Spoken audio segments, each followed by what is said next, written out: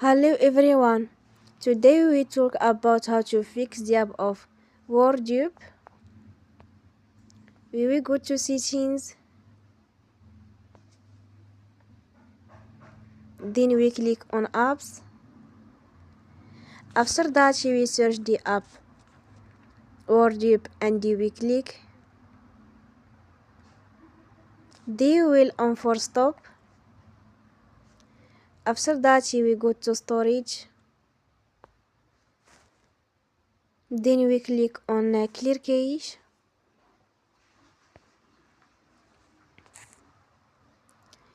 You will go to Play Store and you will update your app.